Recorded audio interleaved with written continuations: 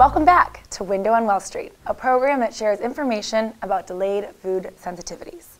Sensitivities that may cause symptoms like migraine headaches, chronic fatigue, stress, digestive issues such as IBS, and even ADD, ADHD, just to mention a few. I'm Lauren Koenig, your host, and in today's program, we'll be taking questions from patients who have invested in an immuno blood print, a simple blood test that identifies foods which could be the cause of many symptoms.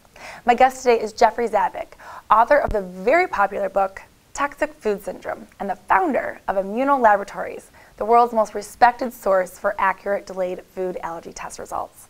Welcome, Jeffrey. Thank you. Tell us why the foods you are eating may be toxic even though they are considered healthy foods. Well, as it turns out that oftentimes we eat foods very repetitively. We eat the same thing all the time, and oftentimes the food is not necessarily cooked or prepared properly. That is, could be overcooked.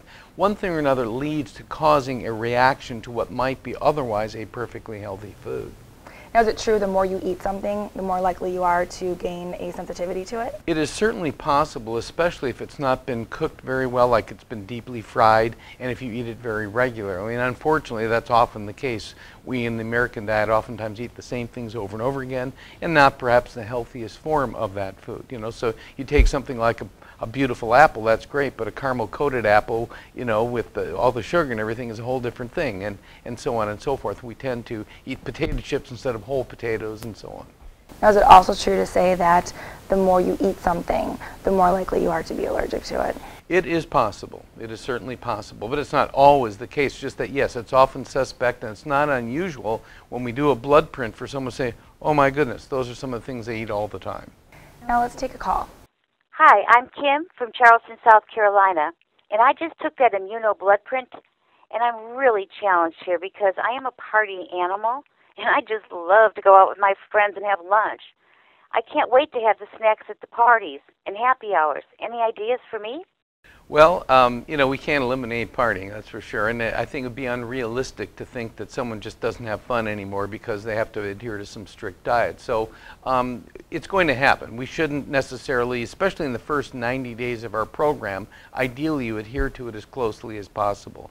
On the other hand, it can happen. I've seen it happen where within a few weeks someone's feeling much better and then a family member or friend says, hey, can't we go out? I mean, you can't just have a beer or something like that. And when that happens, then what are we going to do? Well, there's a few secrets. There's a few tips that we could get. I'd like to hear these. For example, you're much better off if you're going to drink alcohol, if you're going to get off a bit on what you might ideally be doing, you're better off with the straight liquor, such as the vodka or scotch, as opposed to mixed drinks. Like some of the people love these margaritas and so forth. I'm not saying they're not delicious. I'm just saying that when you start combining alcohol and that refined sugar that goes into those mixed drinks, you have a much more difficult thing to digest and assimilate. The other pearl here, and I learned this really over Thanksgiving in particular, but this could be Christmas, Thanksgiving, any party, any holiday time. You look at the total selection of foods, and Thanksgiving's a great one because, as you know, it's quite the feast for most people. You have a wide spectrum of food. You have turkey, ham, vegetables, potatoes, stuffing, sweets, pumpkin pie, all that. I make a choice in advance, and I highly recommend people do this. You choose to either eat a high protein selection from that evening or a high carbohydrate, but you don't do both. That's interesting. Tell me more about that. Why? Well, the body is easier to digest and assimilate the same type of food as opposed to mixing them.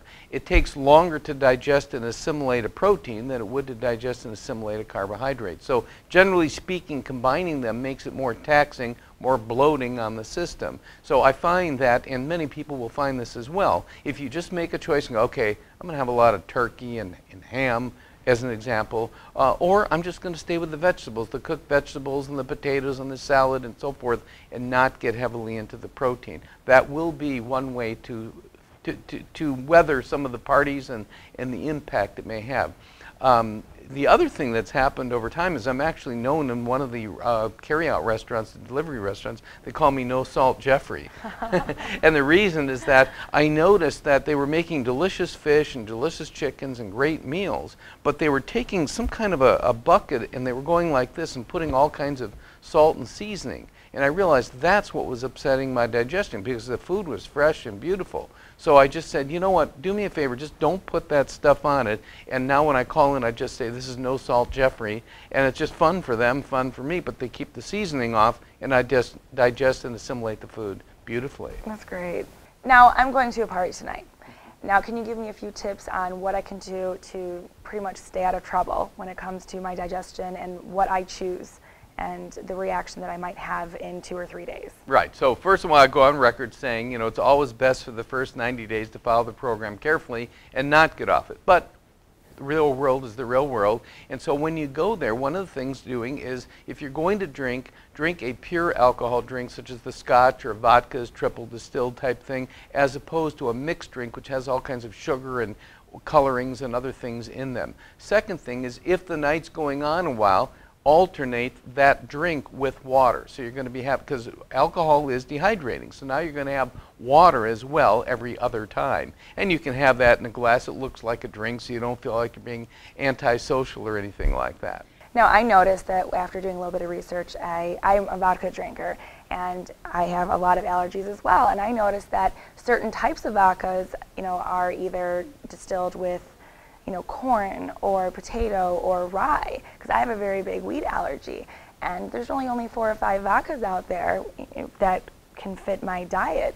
Now, does that go, for the same for other liquors? And also, when it comes to the amount of times that something is distilled, is that something we need to pay attention to? I think you've discussed, and this is the exciting thing, this is what happens when you start getting yourself tested and you have your blood print, you start drilling down and researching and learning something the average person never knows. Like most people, it's just vodka is vodka. Well, now you've noticed that vodka could be sourced in potato or rye or wheat and so forth, and so that's the kind of thing each person needs to find out more about. And it's right there, it's on the bottle, you can ask the bartenders. I've had them show me the bottle and so on and so forth. So it's what's right for one person may not be right for another, but you can find out and then make your choices accordingly. Thank you, Jeffrey. We've got Dr. Mikkel Parsons standing by with some alternative food ideas. Dr. Parsons, any thoughts for our caller? Okay, you've been invited to a party. You want to contribute. You want to be able to eat something too, but you don't want to be that weird person with the weird issues. So this is what you do. You grab some things that you can eat. Don't bring stuff you can't eat. Bring stuff that you can snack on. One of my favorites are the gluten-free pretzels. They taste the same as regular pretzels.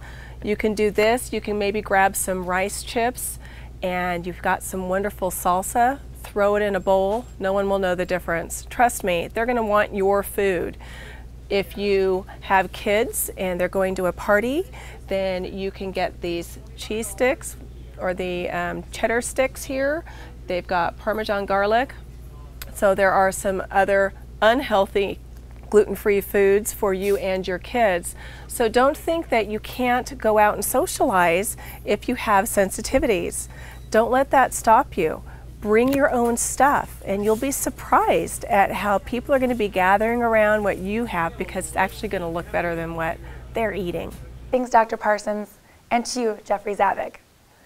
We'll continue with Window on Wall Street after the break, but may I encourage those of you watching who may have a family member, friend, coworker experiencing similar health issues to forward this video to them.